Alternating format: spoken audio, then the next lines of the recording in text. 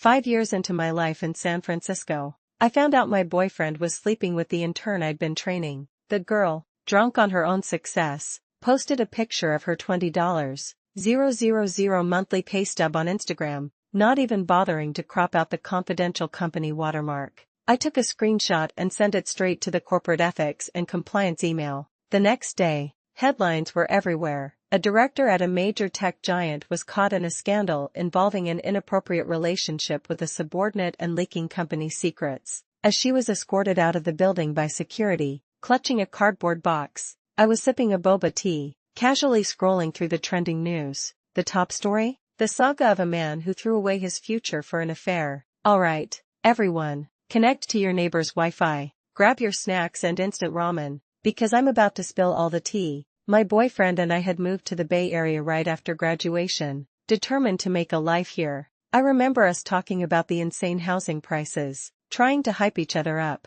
We can just rent forever, we'd said. A humble home is nothing to be ashamed of. Years later, the memory of that youthful optimism just makes me laugh bitterly. A few days ago, the broker told us the rent for the next year was going up to $4,000. On top of that, we'd have to pay another month's rent as his fee. This was for a small, poorly lit secondary bedroom in an old building, less than 100 square feet, charging $4,000 was outrageous, but the broker wouldn't budge. He knew the apartment was within the housing subsidy range of my boyfriend's company, so he'd factored that in from the start. Plus, with a new wave of college graduates about to flood the market, if we didn't rent it, someone else would. I refused to be taken for a ride, so I spent all my free time scouring Zillow and Craigslist, hoping to find a place directly from a landlord and save on the broker's fee. The internet was flooded with fake listings and scam artists, and the search was exhausting. I glanced at the clock.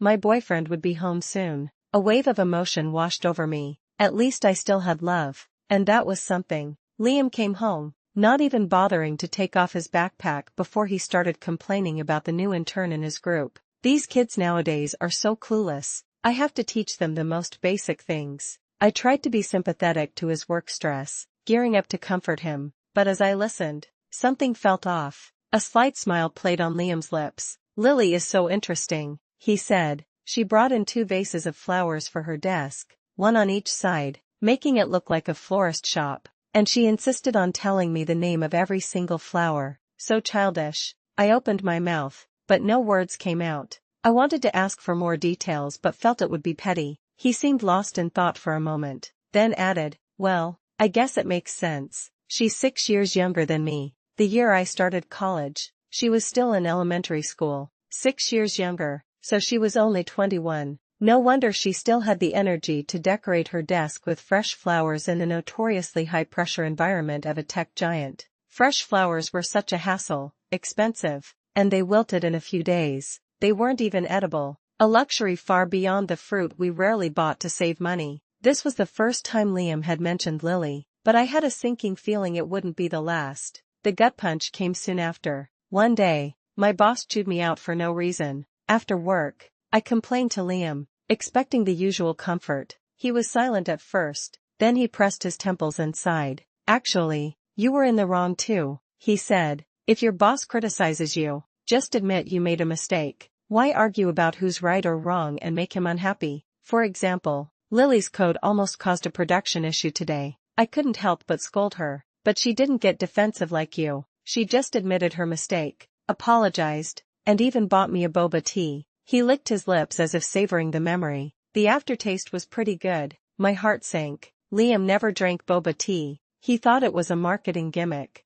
an IQ tax for suckers. He used to frown whenever he saw me drinking it. Now, he'd accepted it so quickly. I fell into a bitter silence. Liam was engrossed in his phone, occasionally tapping on a notification at the top of his screen, his fingers flying. He had really changed. He used to hate wasting time on messaging apps. Around midnight, Liam finally put down his phone to take a shower. The moment he left, the screen lit up again. I never checked his phone, so he never bothered to hide it from me. But this time, my eyes drifted over. A message from someone named Silly Goose popped up. "See you at the cafeteria at 9 a.m. tomorrow. If you're late, you owe me a boba tea." I don't know if Liam, who usually rolled into the office around 10, Woke up early for that meeting. By 7 a.m., I was already on a crowded BART train. Liam was a software engineer at a major tech company. The pressure was immense, the mental toll often leading to insomnia. That's why we always rented places closer to his office, so he could get a little more sleep.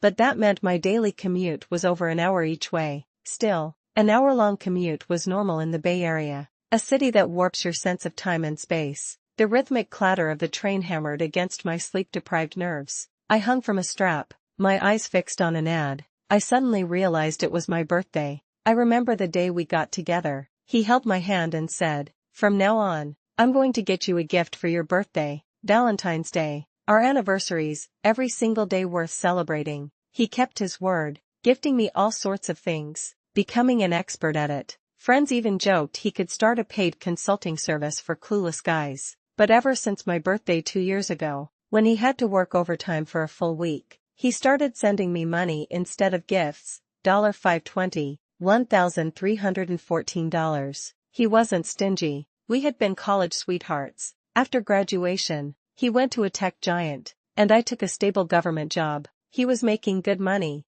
and I was on a path to a secure future. Last month, he looked at his paycheck and laughed. "The taxes I pay are more than your monthly salary, but you guys have it so easy. Off work by 5 p.m. That's the life." Was my life really that easy? I was the one who handled all the chores, cleaned the house, shopped for discounted groceries at the supermarket, and went through the stressful annual apartment hunt, always asking for his approval. Last week, I showed him a few places I'd found. Liam gave them a cursory glance and complained, "No, this building is too old. This one is too close to the road. It'll be noisy. And this one is a 20-minute walk from the office. Too far." Finally, he asked impatiently, "Why can't you find a better place?" "Because we need to save for a down payment. Every penny counts." Our rental budget was under $4,000, but rents were skyrocketing. Even at $4,000, we had to pay $12,000 every quarter. Although we had agreed he would cover the rent, the 15 seconds of silent frowning when I had to ask him for the money still shattered my pride. Snapping back to the present, I saw my reflection in the train window. I was wearing a frumpy old jacket. My hair hadn't been styled in ages. Directly opposite me stood a stunningly beautiful girl. Her long, glossy hair, dark eyes, and delicate hands with perfectly manicured silver nails made her look like a character from a novel. She seemed untouched by the grime of daily life, probably just taking the train because she was in a hurry. The contrast made me feel ashamed. I quietly moved away when some people got off. I came from a comfortable middle-class family in a small town. My parents were supportive and willing to help, but their life savings were just a drop in the bucket against San Francisco real estate prices. For the faint dream of one day owning a home here, I had let myself become so worn down. When I got to my office, my best friend, Dana, messaged me, asking to meet up that evening. She said it was important. I had a bad feeling all day. After some small talk, Dana lowered her voice. "Did you know Liam has been having breakfast alone with an intern every day at the company cafeteria?" Seeing my lack of reaction, she added, "Having breakfast together? Unless there's something going on. Who in their right mind would arrange to have breakfast together? Getting up early instead of sleeping in, sending messages back and forth, 'I'm waiting for you. I'll wait for you.' They sure have a lot of free time." Seeing me still silent, Dana waved a hand in front of my face. "Hello? Are you in shock?" I was thinking, so they'd been having breakfast for a while now. For a moment, I felt like a weight that had been hanging over my head had finally dropped, crashing down into a bottomless pit. It wasn't that I hadn't been bothered by his constant mentions of Lily. I still loved him, after all, but I had my pride. If he didn't bring it up, I wouldn't ask. Now, things were clear. In the parts of his life I couldn't see, Liam was living a much more interesting existence. Dana tried to give me advice. "You should go to his office, bring him something. You know, mark your territory. Young girls get crushes on older, successful guys all the time. She might not actually be trying to steal him. First, assert your dominance. If she has any shame, she'll back off. If she's shameless, I'll help you chew her out." I shook my head. I didn't choose to stay in San Francisco to end up in a tacky soap opera, storming his office like a scorned wife. Besides, if I did that, I'd become one of those women people mock online, demanding another woman stay away from her boyfriend, who, frankly, isn't even that great of a catch. The thought of it made me laugh inappropriately. Dana looked at me like I was crazy. Hey, snap out of it, toughen up, get him to marry you, fast. You've been together for 8 years. How much longer are you going to wait? I was bewildered. The day I found out my boyfriend was likely having an emotional affair, I was supposed to push for marriage? Was I crazy? Or was Dana? Don't give me that look, she said. Do you have any idea how hard it is to find a man with his education, salary, and looks? Let me tell you from personal experience. It's not easy. Once a guy like that is taken, he's off the market for good. Sensing I was about to argue, Dana cut me off. I know what you're going to say. You want pure, true love. But sometimes, love and marriage are just a game of strategy. How many seemingly happy couples are just putting on a front, behind closed doors? It's a different story. Her voice softened with a hint of pity. Chloe, Liam still has feelings for you. He's just temporarily infatuated. Starting over with a new guy at this age, unless you're in a romance novel, you'll just end up with someone more selfish, colder, and with even more baggage. I was silent. I knew she was right. Dana had always been honest about her own miserable dating experiences, sharing every detail with me. I went home quietly. Liam was working late and hadn't returned, but 10 minutes earlier, he'd posted on his Instagram story a picture of beer and barbecue skewers on a table. The caption read, "Can't say no to free food, time to roll up my sleeves and debug." In the corner of the photo was a rose in a vase, and at the bottom right,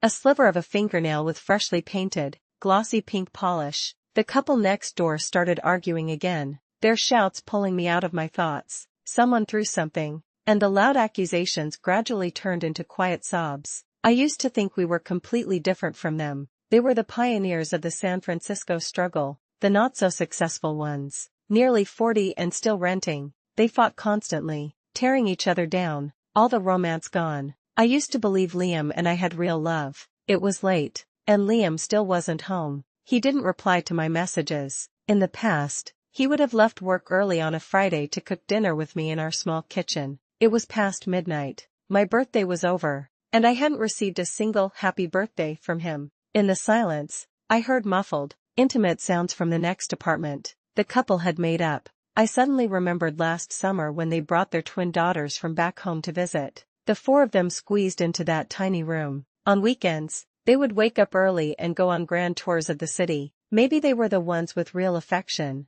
intertwined like vines. Liam and I didn't fight, but we didn't communicate either. I went to bed early and woke up early. He left late and came home late. We never talked about marriage, never talked about the future. We just mechanically saved money and lived our lives day by day. Now, it seemed he had found a new light. Saturday, almost noon, Liam asked, "You didn't make lunch?" I said, "We're eating out today, at the restaurant." A surge of resentment made me order one dish after another. He was paying anyway. What's the point of being considerate to a man? Liam looked like he wanted to say something. After I ordered the 5th dish, he finally waved his arm and closed the menu for me. "Let's start with these. We can always order more if we're still hungry. We shouldn't waste food." The dishes arrived. Perhaps the large bill pained him, because Liam finally put down his phone and started eating. I only ordered what I liked and put down my chopsticks when I was about 70% full. Not worrying about a man's feelings made my own life much easier.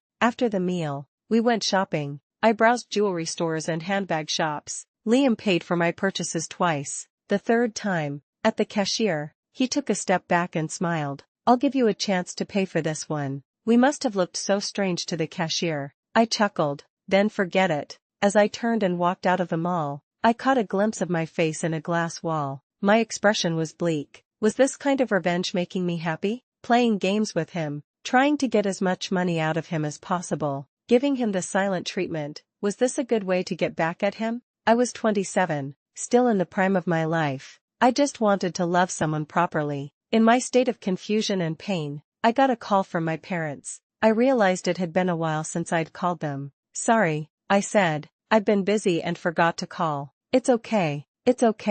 We're doing fine here," my dad said. "So, your mom and I were thinking of visiting you in San Francisco in a couple of days. Would that be okay?" The cautious tone in my dad's voice made my nose sting. "Of course, you should come. I'll show you around." My dad was happy. "Great, I'll put your mom on." The moment I said, "Mom," she asked, "why do you sound so stuffy? Did you catch a cold?" "No, I'm fine." I held back tears and managed a few more sentences before hanging up. A week passed in a blur. I went to the airport to pick up my parents. They spotted me from a distance and waved happily. As they got closer, they both said in unison, "Chloe, you've lost weight." My mom hugged me tightly, and her familiar, gentle perfume enveloped me. It was the one I had bought for her with my first paycheck. She had decided then that no other perfume in the world smelled better. My dad smiled and asked, "Is Liam at home?" When I told Liam my parents were coming, he hadn't offered to come with me to the airport as he usually did.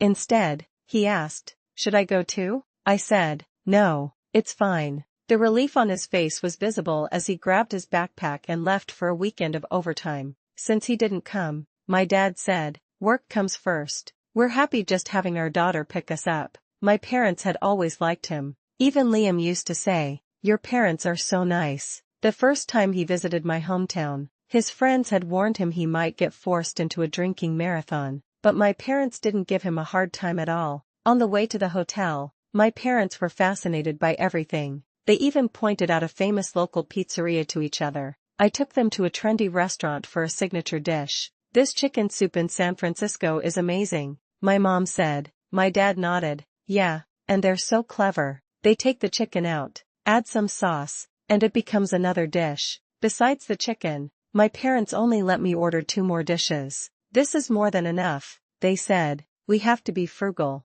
I took them to Golden Gate Park and bought my mom a flower-shaped ice cream. "This is so pretty. I have to post it on Facebook," she said. My dad quickly took out his phone to take a picture for her. The cloudy day made the lighting bad, and the photo came out dark. Seeing this, I took out my phone and snapped one. My mom looked at it again and again. "Chloe takes the best pictures," she said. My dad just scratched his head with a goofy smile. Being with my parents was joyful, but the joy was mixed with sorrow. I knew this precious time was slipping away like sand through an hourglass. When I took them to the airport for their flight back, my mom looked at me, her eyes full of reluctance. My dad held my hand tightly and said, "Keep going, sweetheart." To them, I was always their unique and precious treasure. They went through security and got on the escalator, still smiling and waving at me from a distance. I stood there in the chilly air of San Francisco airport, my hands in my pockets, shoulders hunched, feeling an unprecedented loneliness.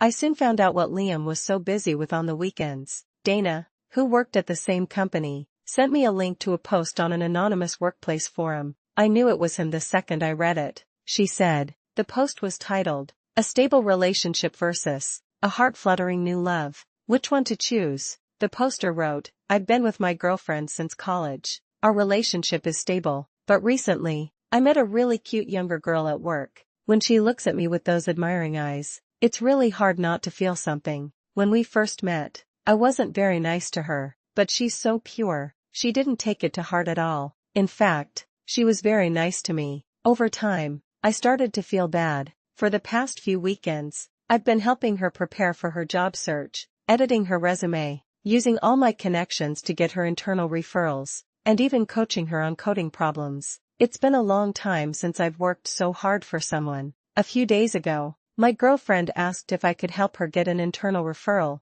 and my first instinct was that it was too much trouble. I told her to give up, that it's hard to get into a big tech company, but for this new girl, I've even thought about how she should negotiate her salary once she gets an offer. Maybe I already have my answer. Most of the comments were from people criticizing the original poster for being a cheater, but one guy proudly shared his own experience. "I went through the same thing. I met someone I was drawn to after I got married. I confessed to my wife, and we analyzed the problems in our relationship together. In the end, we resolved the crisis." Reading that, I felt like throwing up. The sheer narcissism and extreme selfishness were practically leaking out of the screen. I just hoped Liam wouldn't get any bright ideas and come to me saying, "I've fallen for someone else. What should I do?" I was afraid I would puke on the spot. I kept scrolling through the comments and saw one from a woman who wrote, "For the love of God, just break up with her." Liam's reply sent a chill down my spine. "My grandmother's health has been poor recently. I'm afraid if I break up with her and things don't work out with the new girl, I'll end up with nothing. Please don't be so harsh. I'm just an ordinary person trying to find happiness." I closed my laptop and replayed my years with Liam in my head. In college, Whenever we saved up some money, we would travel. To save money, we'd take overnight buses. He always gave me the lower bunk, his 6-foot frame squeezed into the narrow top bunk. To reassure me, he would pretend to be perfectly comfortable. He was driven and popular with his classmates. Before graduation, many people wished us an early marriage. Who could have predicted that I would end up being his backup plan? I stood up and pulled out a small suitcase. I packed my documents first, then my personal belongings and the books I'd collected over the years. I was ready to leave. I looked around the apartment I had shared with Liam for 2 years. Freshly washed bedsheets were drying on the small balcony. I remembered asking him to help me fold them one day. He wasn't busy, but he just sat there. It was only after I insisted that he finally got up and said casually, "Nag, nag,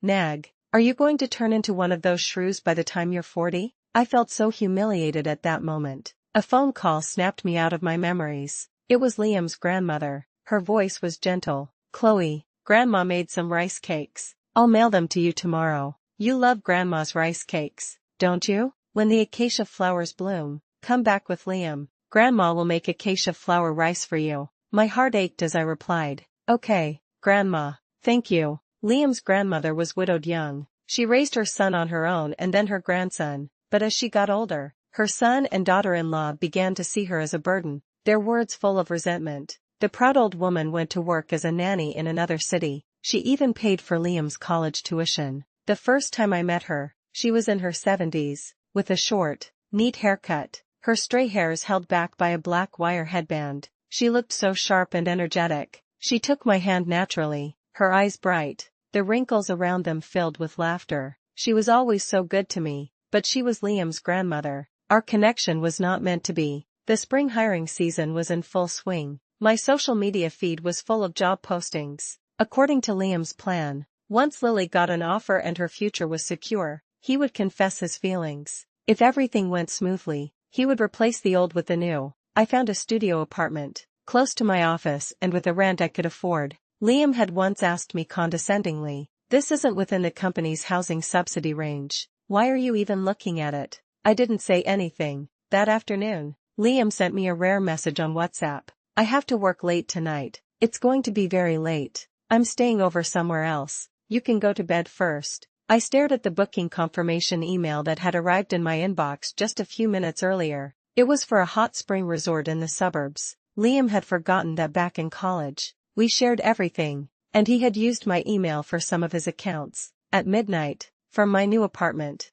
I called Liam. It took a long time for him to answer. I heard him whisper, "Hello?" Then he immediately went on the offensive. "Didn't I tell you I was working?" My voice was calm. "Let's break up. Don't contact me again. I've already moved out." "Chloe, what do you mean? Are you upset? Can we talk about this when I get back?" Seeing that I wasn't responding, his tone grew impatient. "Why are you starting with this drama now? I'm just working overtime, not out having fun." At that moment, through the phone, we both heard a soft, sweet voice. "Honey, why did you go outside?" I sneered. "Not out having fun, huh?" And hung up. A single tear rolled down my cheek, and I wiped it away. A piece of dry skin was peeling at the edge of my nail, and I had been picking at it subconsciously. I searched through my luggage for a nail clipper but couldn't find it. I stopped, took out my phone, and searched for a nearby nail salon. It was just a few steps away. At the salon, I sank into a sofa and let my mind go blank, waiting for the technician to carefully trim and polish my nails. After getting my nails done, I went back, found the projector, wiped off the dust, and put on a movie. On the weekend, I could sign up for a flower arrangement class or a Pilates session. When you hit rock bottom, you turn a corner and find that the world is wide open. Liam seamlessly switched to a new matching profile picture with his new girlfriend. Dana sent me a screenshot of his new Instagram background, a girl with perfect makeup holding a cake and smiling at the camera. Pretty girls who post pictures like that often don't care about privacy. Dana was furious. "You're just letting him get away with it? You're too soft." I patted her arm soothingly. "What do you want me to do? Write a tell-all PDF about his cheating and spread it on your company's internal network?" Dana gave me a sidelong glance, not falling for it. "I know you're joking again, Dana," I said. "Do you remember Jessica from college?" Of course. Her voice dropped. Jessica had been our idol. She had spent part of her childhood abroad and spoke fluent English. She often wore a delicate pearl necklace around her long,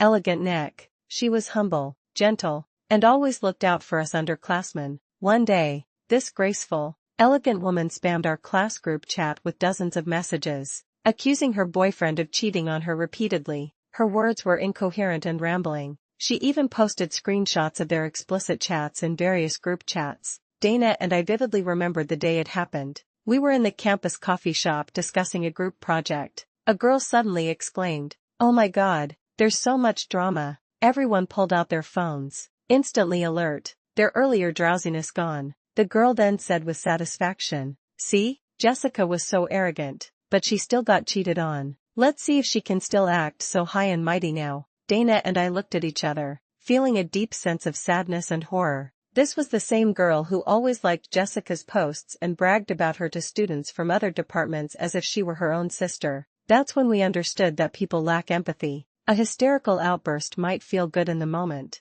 but how many people would actually be sad or angry for you? And how many would secretly laugh at you, using it to belittle you? No matter how wonderful and talented a girl you are, the moment you lose a man's affection, people see it as a flaw, as if there must be something wrong with you. It's as if a woman's greatest value is realized through a man's loyalty. Liam and I weren't married. We didn't have a legal obligation to be faithful. He didn't love me anymore, so I walked away. Why wallow in self-pity and endless drama? Less than a month after the breakup, I got a new follower on my Twitter. He liked a tweet from a long time ago, a nostalgic post about my high school days. I saw that his profile picture was the same person from Liam's Instagram background. So, it was Lily. What was she trying to do? They had been dating for less than a month, and she was already using the ex-girlfriend as a spice in her new relationship. She had recently posted a series of food pictures. In one of them, a man's hand was visible across the table. Scrolling further back,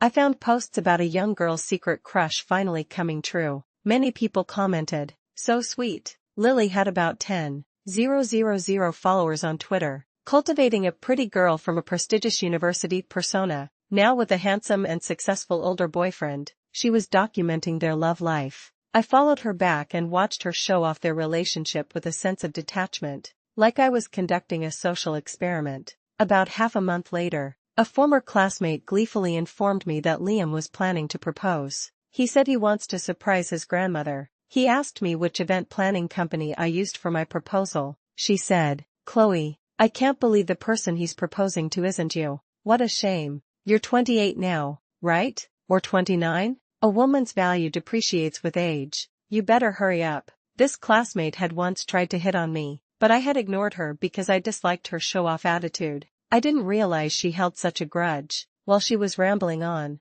I saw a new tweet from Lily. She was participating in a discussion about what do you own as a Gen Z. After listing her and her boyfriend's salaries, she was met with skepticism in the comments. In an era where a typical college graduate makes only $5,000 or $6,000 a month, the salary of a senior engineer at a tech giant was jaw-dropping. If Lily had been more experienced, she could have ignored the haters and let people in the know defend her. But she was still young. She quickly posted a screenshot of Liam's latest pay stub. The faint watermark on the image clearly showed Liam's name. The company had a strict policy against disclosing salary details. Crossing that red line meant immediate termination and forfeiture of all stock options. These days, because of her constant posts about her relationship, Lily's follower count had grown to over 100,000. People on the internet are very sensitive about money and inequality. Things escalated exactly as I had predicted. Soon, Dana messaged me. Liam's work account had been deactivated.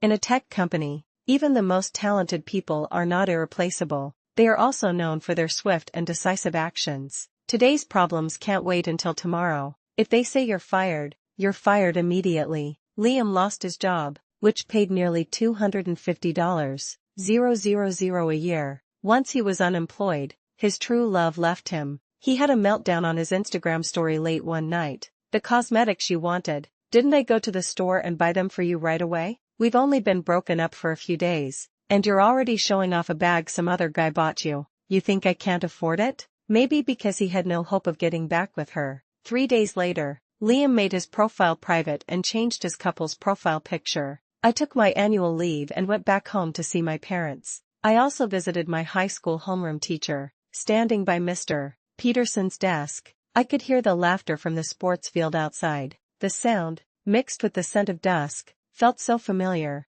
as if I could be transported back to my desk at any moment, solving an endless stream of math problems. Mr. Peterson bent down and rummaged through a cabinet for a long time. Finally, he straightened up, patting the dust off a yearbook. The dust on the cover was a testament to the 10 years that had passed. After looking through the photos of my graduating class, he casually flipped to another one, pointed at a thin girl, and asked, "Do you remember this one, Lily?" The name Lily now had a very different connotation for me, but there were many people with the same name. Since my teacher was asking, I leaned in for a look and then shook my head. Mr. Peterson smiled. "It's normal that you don't remember. She was a few years behind you." That year, the girl came to school with a broken right arm. Her face was as white as a sheet. She said she fell, but I saw that her arm was just hastily bandaged, and I remembered her father's fierce, thuggish face. I guessed she had been beaten again. Her father was involved in a pyramid scheme. He made some money at first, which is why he sent her to the city for high school,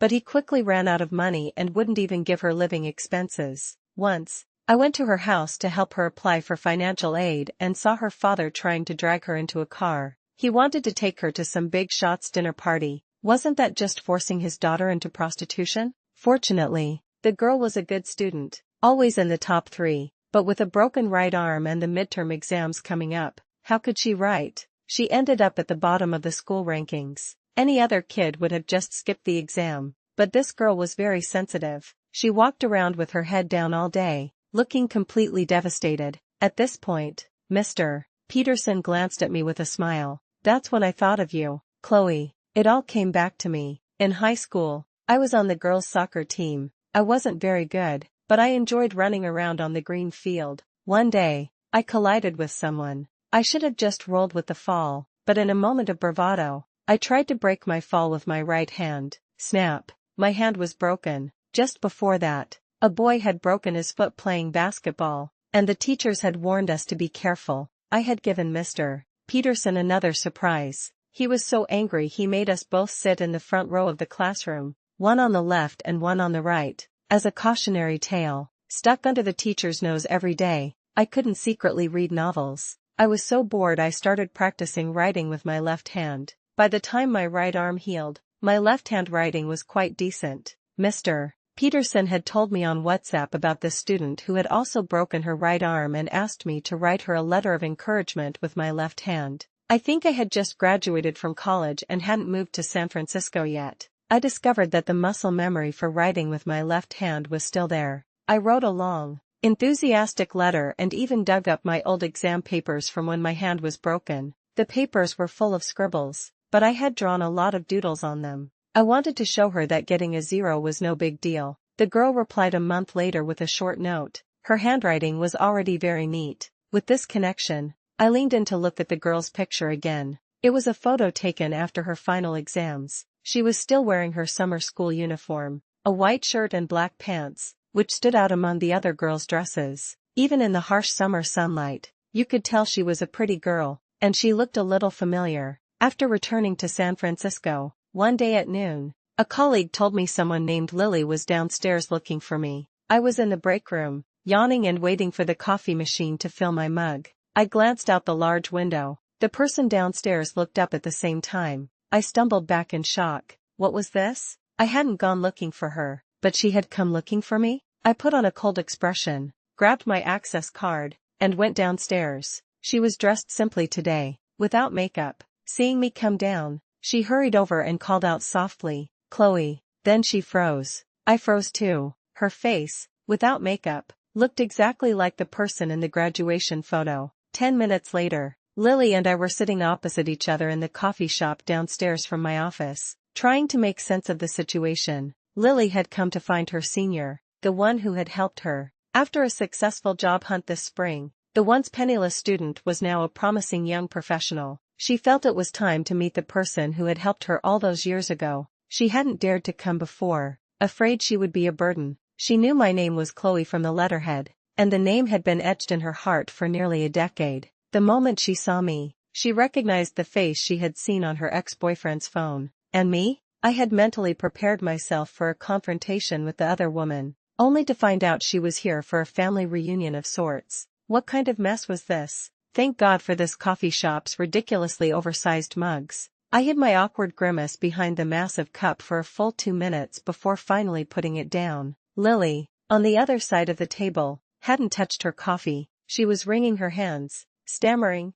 "Chloe, I'm sorry to bother you. I just wanted to thank you. I brought you something." She pushed a small, elegant box towards me, then stared down at the table like a guilty child. I opened it. It was a white gold necklace with a lily of the valley pendant. It was simple and elegant, and it must have been expensive. "I remember you copied a poem about wind chimes in your letter. When I saw this necklace the other day, I thought it would be perfect for you." I tried to remember the letter but couldn't. Instead, I remembered what Mr. Peterson had told me. It had been getting dark then, a cool evening breeze starting to blow. Mr. Peterson had looked out the window with a worried expression. "I wonder how that girl is doing now." After all, the person sitting in front of me was the same girl I had connected with a decade ago. I accepted her gift and told her that Mr. Peterson missed her and that she should visit him when she had time. Back at the office, I locked myself in a bathroom stall, holding my head in my hands, my toes curling in embarrassment.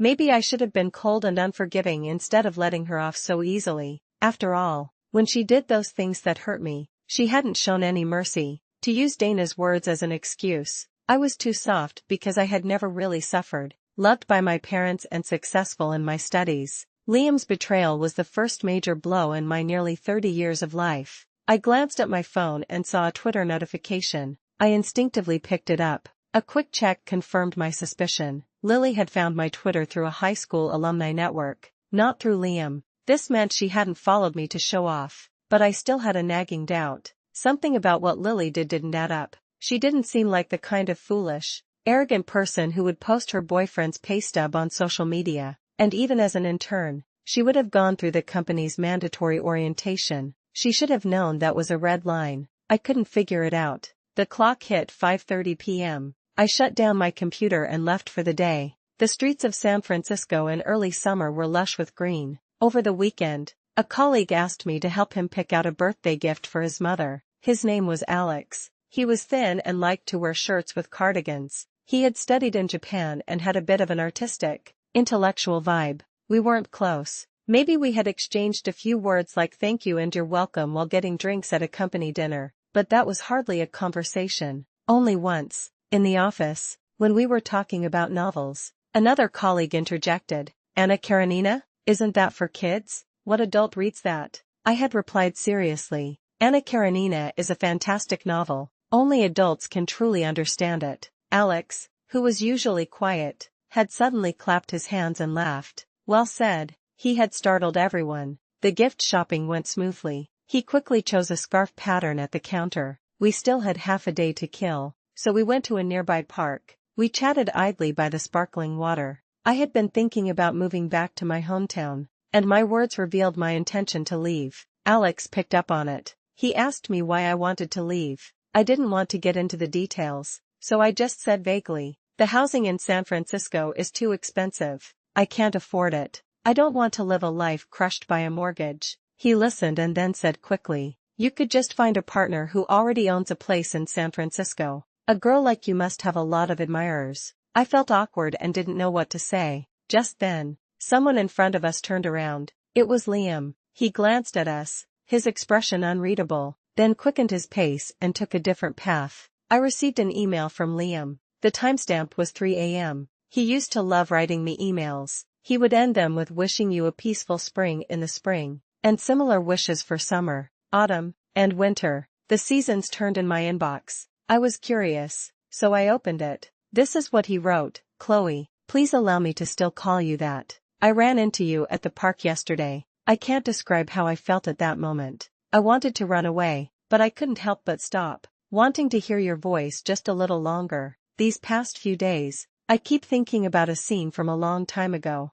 You didn't know me then. It was a spring evening, and I was leaving the lecture hall with my senior. I saw a girl in a pink and blue dress across the street, smiling and waving at us. The sunlight filtering through the poplar leaves danced on your face, and the evening breeze was like water, making your dress sway. Chloe, I don't think I ever told you this, but it was love at first sight for me. I can still remember the incredible joy I felt the night you said yes to me. But Chloe, when did I lose you? The thought of my foolish actions recently makes my back prickle as if with 1,000 needles. You probably heard that I was fired from my job. I haven't found a new one yet, but because of this, I finally have time to stop and think. And in doing so, I've realized what a huge mistake I've made. I thought happiness was somewhere else, but I lost the very person who could make me happy. It turns out I was like a fish in water, always enjoying its gentleness, so used to it that I thought it was insignificant. Only after leaving did I realize, my grandmother has passed away. Before she left, my parents were still worried about whether she had given away all her savings.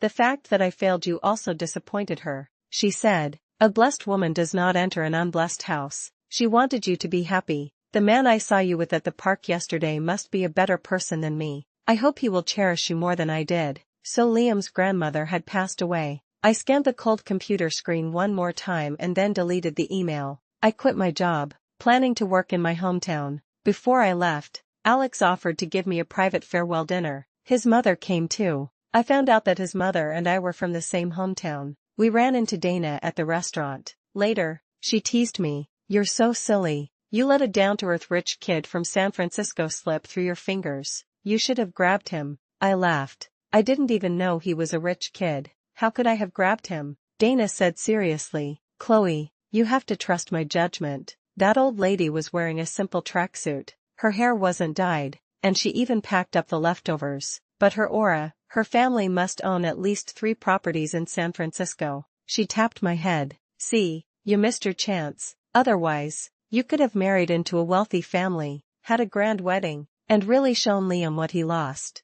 I pretended to look regretful and then asked her, "Where are you planning to have your wedding?" Dana had finally found someone through her dating adventures. He had a PhD from UPenn and was already an associate professor at a top university in San Francisco. "We'll have one ceremony in each of our hometowns. I'm finally settled." She then asked, "Seriously, why are you in such a hurry to go back? Why not stay here and see how things go with Alex? The way he looked at you that day, wow." I dropped my smile and answered her question seriously. "Dana, I can't use another man to solve my problems just because I failed at love. Liam and I were together since college. We barely even fought. I thought we would be together forever. But look, we broke up just like that. How much do I really know about Alex? How can I change my plans for him? I'm 27. I don't fall into fantasies that easily anymore, but I like living this clearly." Dana rested her chin on her hand and studied me for a moment. Then she said, "I finally understand why I like you. This is the best thing about you. You're straightforward, you don't lie to others, and you don't lie to yourself. I don't have that kind of courage." In this age of advanced electronic communication, a white envelope was delivered to my family's mailbox around Christmas. My dad brought it up with the newspaper, remarking, "It's rare for someone to write a letter by hand these days. How sentimental." I read the long letter 3 times. This is what it said. "Dear Chloe, when you accepted my gift that day and left, I sat in the coffee shop and cried until I used up all the tissues on the table. Everyone in the coffee shop was staring at me. I was crying out of gratitude. You saved me once many years ago, and you saved me again that day. You must be confused. Please let me explain from the beginning. Ever since I can remember, I've carried the mark of shame. My biological mother was a mentally challenged woman who wandered into our village. My grandmother took her in, and after I was born, she was driven away. My father and grandmother were obsessed with pyramid schemes. They scammed all their relatives and neighbors and eventually lost all their own money. In middle school, I only had one bra because we had no money. My roommates would deliberately soak my clothes after I changed, and the next day they would point out in front of everyone that I wasn't wearing a bra and call me shameless. So, during the evening study session, I went back to the dorm and used their toothbrushes to scrub the toilet, one by one. Chloe, I knew then that my soul was no longer clean. Later, my father broke my arm again. In my darkest moment, I received your letter. Mr. Peterson told me it was from a senior who had also broken her hand. I thought he was joking. I kept the letter under my pillow and tried to imagine what you were like. You must smile a lot, your eyes crinkling like gentle crescent moons. After my right hand healed, I still often wrote with my left hand. Later, I got into college and even had a wonderful, gentle boyfriend. I thought I could marry him after graduation and finally have a family of my own.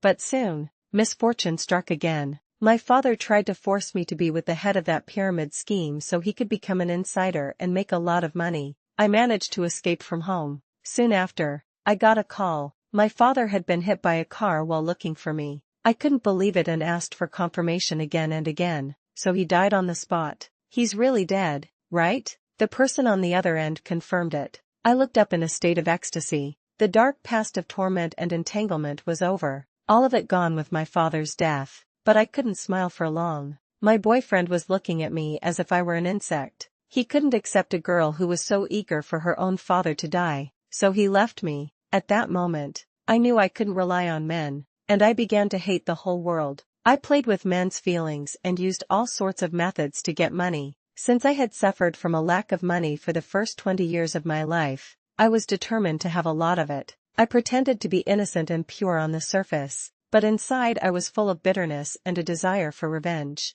When I started my internship, my mentor was demanding and cold. He wouldn't give me the necessary information but would publicly blame me for the slow progress of the project in weekly meetings. He even berated me in private, asking how someone so incompetent got in. So I decided to get revenge. I pretended to admire him, used him until he was of no more use, and then ruthlessly discarded him. Chloe, I'm so sorry. I found out later that he was your boyfriend. I ruined your life. And I had ruined many others' lives before that. Chloe, when I saw you that day, you were just as I had imagined. You are like the brightest side of the moon. In comparison, I am the dark, cold, desolate crater on the far side of the moon. Your act of accepting my gift and forgiving me saved me again. In your forgiveness, I felt what it means to be a truly good person. Chloe, that necklace was bought with clean money, with my internship salary. You pulled me out of the mud once again. Thank you. I wonder what Liam would think if he knew the truth. He thought he had all the options. That Lily was the epitome of innocence. In reality, Liam didn't become that kind of person overnight either. He wasn't always so petty, harsh, and rude. I remember the year he competed in the ACM International Collegiate Programming Contest. His teammate got sick, and he had to write code for 2 people. He didn't sleep for days. When he came back from the competition, he was wearing a suit, striding through the airport terminal. The moment he saw me, he rested his head on my shoulder and said he was so tired he could sleep for 3 days straight. But after just a short rest at the airport restaurant, he went straight back to school to discuss his thesis with his professor. Liam got a super special offer with 3 core publications and entered the tech giant with high hopes. But then he had a mentor who stole all his work and even badmouthed him during performance reviews. He had a manager who assigned the same task to 2 people, calling it a horse race, making him feel like he was just a tool. I have no right to criticize Liam for not being brave enough, for not sticking to his original principles, because I have not suffered the kind of ordeal that can wear down one's ideals. But my relationship with him was over. After he found out I had moved back to my hometown, Liam extended an olive branch, asking to get back together. His attitude was very humble, but I wasn't interested anymore. Our relationship was shattered beyond repair. Lily turned down the offer from the tech giant, deleted her Twitter account with its 100,000 followers, and went to study in Denmark. Dana had a baby in the 2nd year of her marriage, and I was promoted to Auntie Chloe. I bought a house in my hometown, not far from my parents. After the down payment, my retirement savings covered most of the mortgage. While decorating, I came across a solution for renovating a rental apartment that I had saved many years ago. Before I graduated from college, I truly believed that we could live a relatively happy life. All I can say is that life is full of uncertainties, especially when it comes to relationships, but with the love I've received throughout my life as a safety net, an uncertain life is not so scary. Like the guy I bumped into on the street corner the other day while walking my dog. He asked me to go to a bookstore with him. Maybe we'll become lovers, or maybe he'll just be a passerby. It doesn't matter. As the song goes, treat it as a casual stroll, and be prepared for your first kiss at 66.